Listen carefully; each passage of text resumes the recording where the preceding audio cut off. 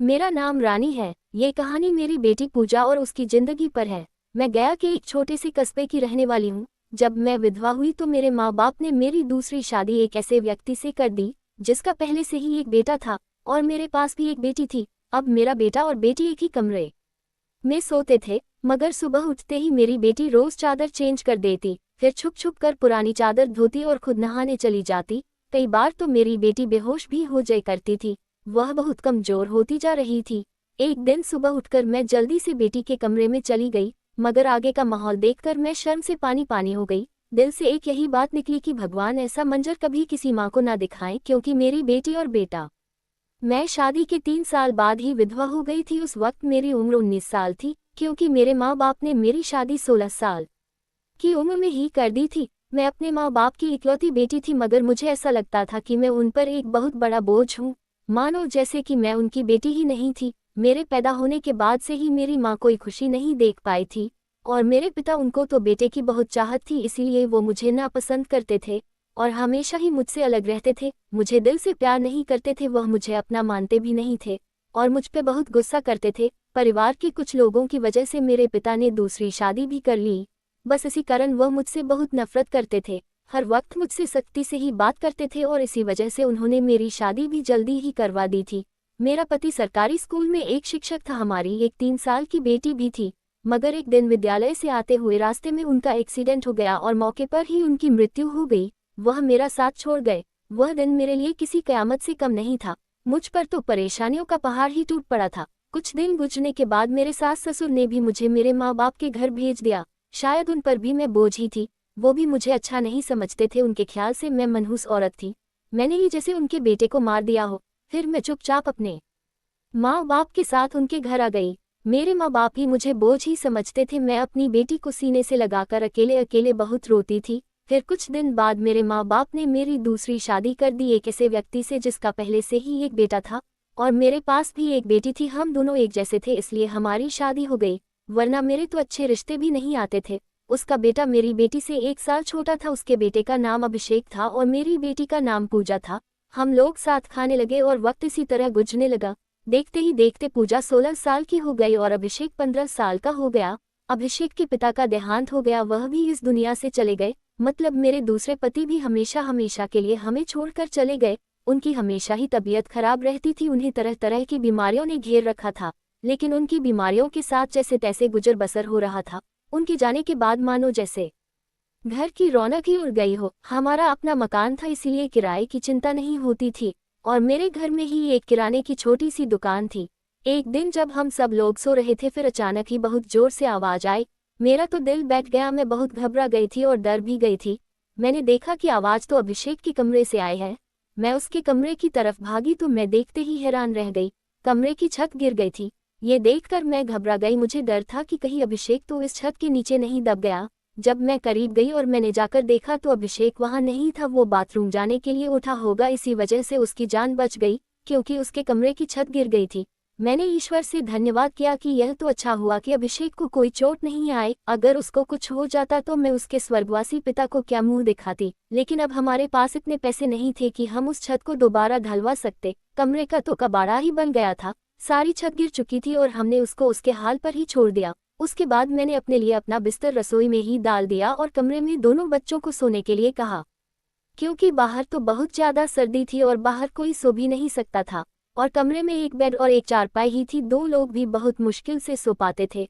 अब वह दोनों एक ही कमरे में सोते थे, मजबूरी थी, क्या कर सकते हैं। कमरे में तो दुकान थी और मेरे पति ने घर में 3 ही तो कमरे बनवाए थे। यूं तो हम 3 लोगों के हिसाब से कमरे ठीक थे, लेकिन एक कमरा दुकान के लिए भी तो जरूरी था। अब मजबूरी थी, क्या कर सकते थे, गुजर तो करना ही था। एक दिन मेरा बेटा बेटी के कमरे में सोया तो सुबह सुबह कुछ ऐसा हुआ कि मैं चकित रह गई। अभिषेक तो सुबह उठकर नाश्ता करने भी बैठ गया था, जबकि पूजा अभी तक सो रही थी। वह तो इतनी देर तक नहीं सोती थी, लेकिन आज वो इतनी देर तक क्यों सो रही थी। उसकी आदत थी कि वह सुबह जल्दी उठ जाया करती थी। मैंने उसको आवाज भी दी तो वो उठ नहीं रही थी। थोड़ी देर के बाद मैंने उसके कमरे में जाकर उसको देखा तो पता चला कि वह बेहोश हो चुकी थी। मैं बुरी तरह से घबरा गई थी कि उसको क्या हो गया। मैंने फौरन ही अभिषेक को बोला कि पास के ही डॉक्टर को घर बुलाओ। डॉक्टर घर पर आया तो डॉक्टर ने कहा कि यह बेहोश हो गई है, लड़की काफी कमजोर है, खून की भी कमी है। कोई भारी काम इससे मत करवाना, बस आराम ही करवाना, फल अच्छा खाना वगैरह खिलाएं, ठीक हो जाएगी। जब पूजा को होश आया तो मैं उसके पास गई और मैंने उससे पूछा कि तुम्हें क्या हो गया था। तो वो कहने लगी कि बस ऐसे ही बैठे बैठे मुझे चक्कर आने लगे थे और मैं बेहोश हो गई थी। मैंने अपनी बेटी को कहा कि तुम आराम करो, मैं तुम्हारे लिए नाश्ता बना कर लाती हूँ। जब मैं नाश्ता लेकर आए और मैंने आकर देखा वह अपने कमरे में नहीं थी और कमरे के बिस्तर पर चादर भी नहीं थी। मैंने बाहर जाकर उसको देखा तो वह चादर को बैठकर धो रही थी। मैंने उससे पूछा तुम ये चादर क्यों धो रही हो, तुम्हारी तो तबीयत ठीक नहीं है, डॉक्टर ने तुम्हें आराम करने के लिए कहा है। मैं उस पर बहुत चिल्लाए और कहा कि यहाँ से उठो, अपने कमरे में जाओ और नाश्ता करो, कुछ खाओ पियो, तभी तो ठीक हो जाओगी। उसने कहा नहीं नहीं, मुझे ये चादर धोना जरूरी है बिस्तर पर बिछाने के लिए, हमारे घर में एक ही तो चादर है। मैंने कहा कि अचानक से यह चादर धोने का भूत तुम्हारे सर पर क्यों सवार हो गया है, इतनी तो चादर गंदी नहीं थी जो तुम उसको धोने के लिए बैठ गई। छोड़ दो इसे, मैं खुद इस चादर को धो दूंगी, उठो यहाँ से। उसने मेरी बात नहीं मानी और चादर को छत पर सुखाने के लिए चली गई। उसके बाद ही उसने नाश्ता किया, फिर थोड़ी देर के लिए वह सो गई। और अभिषेक भी काम पर जा चुका था, उसको सिर्फ मैंने हाई स्कूल तक ही पढ़ाई करवाई थी और वह कपड़े की दुकान पर काम करता था। वह बहुत ही मेहनती था, घर वाली दुकान तो मैं खुद ही चला लिया करती थी। वैसे भी उसे दुकान में ज्यादातर बच्चे ही आते थे। दिन इसी तरह से गुजर गया। उस दिन अभिषेक ने मुझे कहा आज मैं खाना खाकर आया हूँ। वह देर से आया था और पूजा भी पहले से ही कमरे में सो चुकी थी, वह भी जाकर कमरे में सो गया। मैंने भी रसोई में अपनी चारपाई डाल रखी थी। जगह बदलने की वजह से मुझे नींद नहीं आ रही थी। मैं अपने पति को याद ही कर रही थी। दूसरा पति मेरा बहुत अच्छा था, मेरा बहुत ख्याल रखना था। उसने कभी भी मुझे पहले शादी का ताना नहीं दिया था और मेरी बेटी को वो हमेशा अपनी ही बेटी समझना था। और मैंने भी अभिषेक को कभी नहीं बताया था कि वो मेरा सौतेला बेटा है।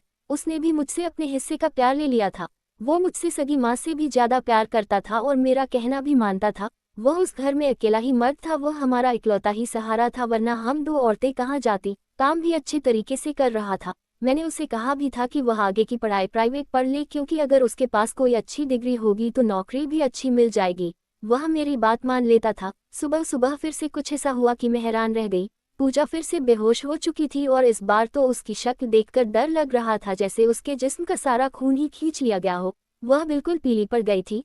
फिर मैंने डॉक्टर को बुलवाया। डॉक्टर ने वही बात कही कि मैंने आराम करने को कहा था, इसको खाने में क्या खिलाया था आपने। मैंने उनको सारी बात बताई। मैंने कहा कि वही दाल सब्जी खिलाई थी और फल भी खिलाए थे, पूरा दिन कोई कम भी नहीं करवाया था। तो डॉक्टर ने कहा कि दोबारा से कैसे इतनी कमजोरी हो गई, आप इस बात को सीरियस लीजिए, नहीं तो आपकी बेटी की जान को खतरा हो सकता है, क्योंकि इस तरह से अचानक बेहोश हो जाना और कई घंटों तक बेहोश रहना कोई मामूली बात नहीं है। डॉक्टर ने सख्ती से सारी बात बताई और कुछ देर बाद वह चले गए।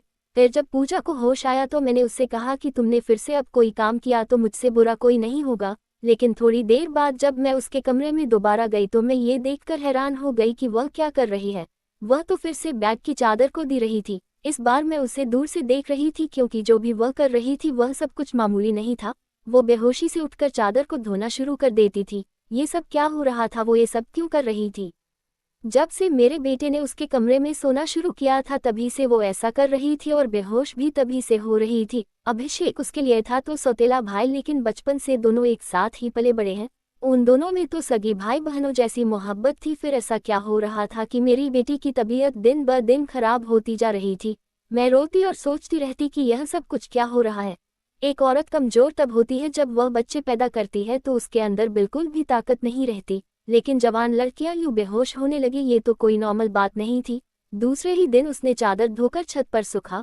वह आसपास भी उसे ही देख रही थी कि जैसे मैंने उसे देखा तो नहीं है। मैं रसोई की खिड़की से ये सब कुछ देख रही होगी। मैंने भी उसको ऐसा एहसास नहीं होने दिया जैसे मैं उसको देख रही हूँ।